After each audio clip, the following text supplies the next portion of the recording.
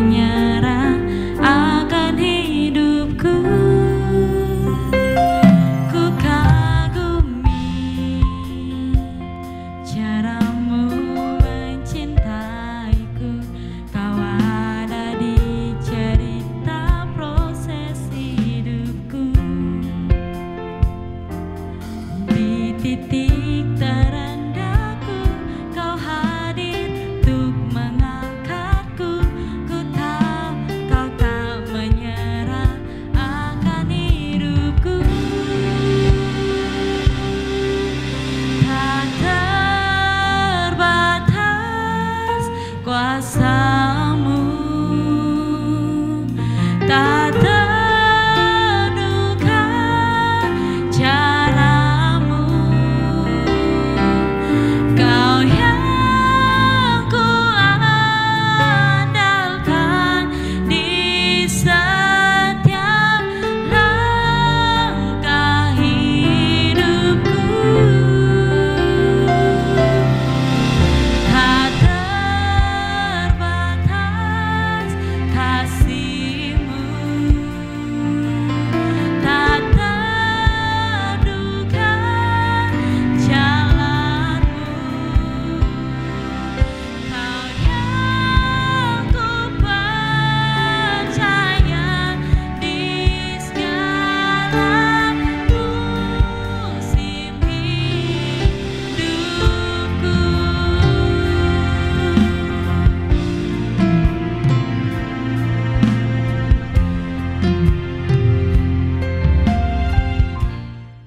Shalom saudara-saudara yang dikasihi Tuhan. Senang sekali pada saat ini kita dapat bertemu kembali di dalam Rehat, Renungan Hati Sehat dari GBI Ngadinegara Yogyakarta. Saudara-saudara yang kami kasih di dalam Tuhan Yesus Kristus, mari kita akan bersama-sama merenungkan firman Tuhan. Tetapi sebelum itu mari kita akan tunduk kepala, berdoa mohon pimpinan Tuhan. Tuhan Yesus, segala puji dan syukur senantiasa kami panjatkan kehadirat-Mu Bapa, karena pada saat ini kami boleh kembali dipersatukan untuk bersama-sama belajar akan firman-Mu. Kiranya Engkau akan sucikan hati dan pikiran kami, sehingga kami siap untuk mendengarkan sabda-Mu. Terima kasih Tuhan Yesus, terima kasih Bapa. Amin. Saudara-saudara yang kami kasih di dalam Tuhan Yesus Kristus, renungan saya pada saat ini, saya ingin beri judul Iman yang Berkuasa. Mari kita akan bersama-sama membuka Alkitab kita di dalam 1 Yohanes pasal 5 ayat 1 sampai 5. Yaitu Injil 1 Yohanes pasal 5 ayat 1 sampai 5, dan saya akan membacakannya. Iman mengalahkan dunia. Setiap orang yang percaya bahwa Yesus adalah Kristus, lahir dari Allah, dan setiap orang yang mengasihi Dia yang melahirkannya, mengasihi juga Dia yang lahir daripadanya. Inilah tandanya bahwa kita mengasihi anak-anak Allah, yaitu apabila kita mengasihi Allah serta melakukan perintah-perintahnya. Sebab inilah kasih kepada Allah, yaitu bahwa kita menuruti perintah-perintahnya. Perintah-perintahnya itu tidak berat, sebab semua yang lahir dari Allah mengalahkan dunia. Dan inilah kemenangan yang mengalahkan dunia, iman kita. Siapakah yang mengalahkan dunia selain daripada dia yang percaya bahwa Yesus adalah anak Allah? Saudara-saudara yang kami kasih di dalam Tuhan Yesus Kristus, kita ada dan hidup di zaman akhir. Mari kembali kita akan membuka Alkitab kita di dalam 2 Timotius pasalnya 3 ayat yang pertama. Ketahuilah bahwa pada hari-hari terakhir akan datang masa yang sukar.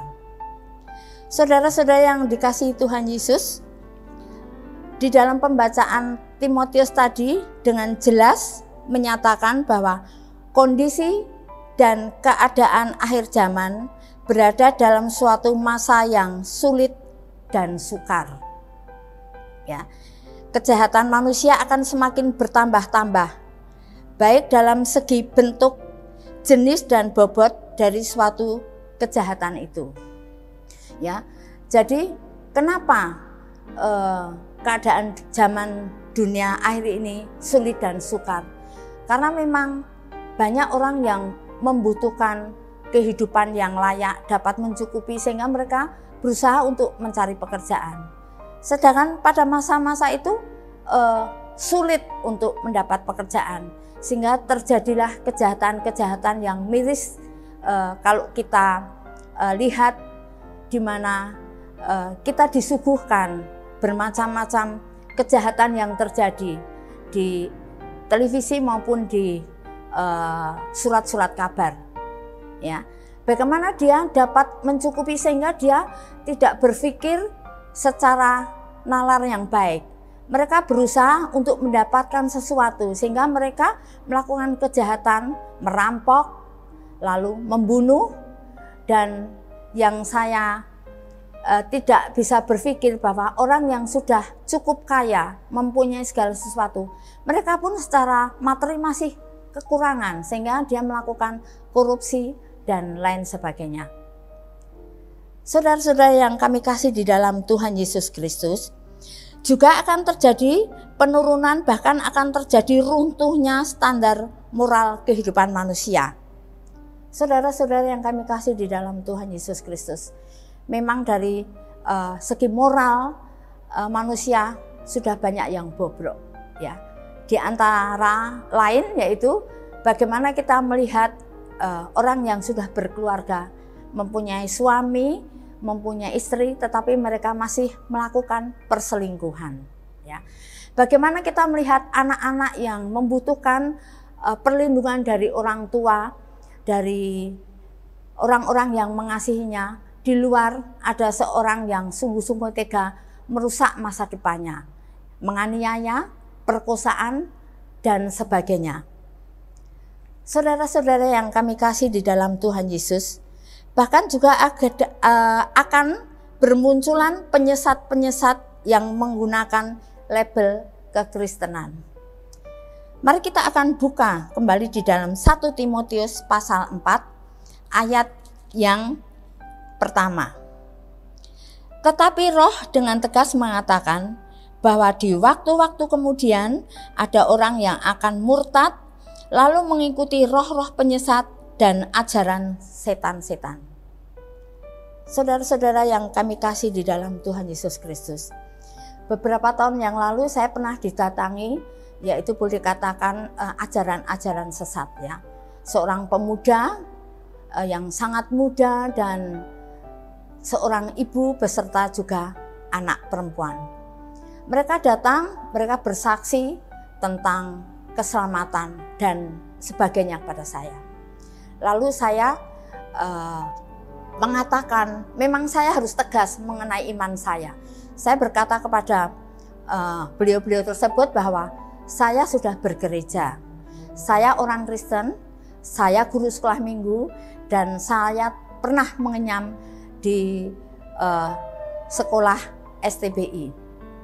Lalu saya bilang, kalau memang saudara-saudara mau mencari jiwa, lihat di luar sana banyak orang-orang yang masih sesat. Silahkan Anda bersaksi mencari jiwa di luar sana. Puji Tuhan, sejak saat itu dengan ketegasan iman saya, mereka tidak pernah datang kembali ke rumah. Saudara-saudara yang kami kasih di dalam Tuhan Yesus Kristus, betapa pentingnya peranan iman, yaitu untuk menghadapi kondisi dan keadaan di akhir zaman ini. Iman yang dimaksud adalah iman yang dapat mengalahkan dunia, yaitu iman yang berkuasa. Saudara yang kami kasih di dalam Tuhan Yesus Kristus, iman yang berkuasa digambarkan itu juga di dalam Bilangan pasalnya yang ke-13 ayat ke-30. Bilangan pasal 13 ayat yang ke-30.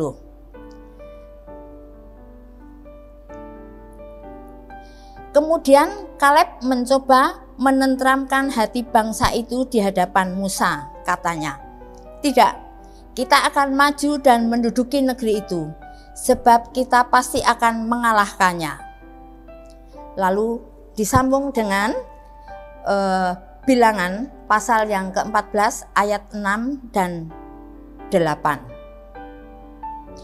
Tetapi Yosua bin Nun dan Kaleb bin Yefune yang termasuk orang-orang yang telah mengintai negeri itu mengoyakkan pakaiannya dan berkata kepada segenap umat Israel, "Negeri yang kami lalui untuk diintai itu adalah luar biasa baiknya. Jika Tuhan berkenan kepadanya dan jika Tuhan berkenan kepada kita, maka Ia akan membawa kita masuk ke negeri itu dan akan memberikannya kepada kita, suatu negeri yang berlimpah-limpah susu dan madunya."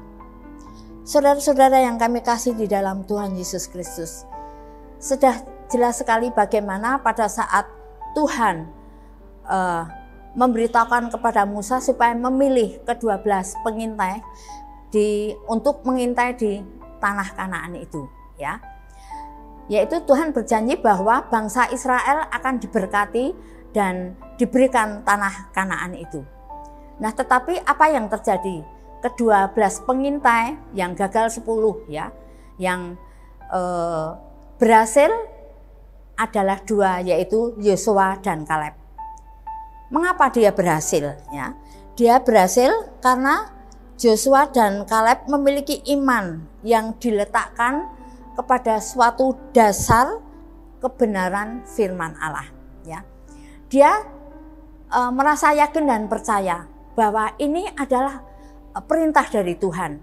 Jadi Kaleb dan Yosua dengan penuh iman sungguh-sungguh, iman berkuasa karena dia tidak mendasarkan imannya di dalam firman Allah, maka dia percaya bahwa Tuhan pasti akan menolong dan memberi kemenangan itu. Puji Tuhan, dengan demikian akhirnya Kaleb dan Yosua meyakinkan kepada Musa dan bangsa Israel bahwa kita pasti menang karena penyertaan Tuhan. Saudara-saudara yang kami kasih di dalam Tuhan Yesus Kristus, kita sebagai orang-orang percaya, tidak mungkin kita tidak akan menghadapi kesukaran di akhir zaman ini. Semua orang pasti akan mengalami hal ini. Nah, harapan kita tentu ingin tampil menjadi seorang pemenang. Untuk hidup berkemenangan, kita harus memiliki iman yang berkuasa. Iman yang diletakkan pada dasar kebenaran firman Allah. Saudara-saudara yang kami kasih di dalam Tuhan Yesus Kristus, melalui penyertaan Tuhan, kita akan maju dan terus maju untuk berjuang sampai berkemenangan. Selama kita di dalam Tuhan dan Tuhan di dalam kita, pasti kita akan dapat mengalahkan dunia ini. Amin. Mari kita akan tutup dalam doa. Tuhan Yesus, puji dan syukur senantiasa kami panjatkan kehadirat-Mu Bapa. Terima kasih atas firman yang sudah Tuhan berikan bagi kami semua.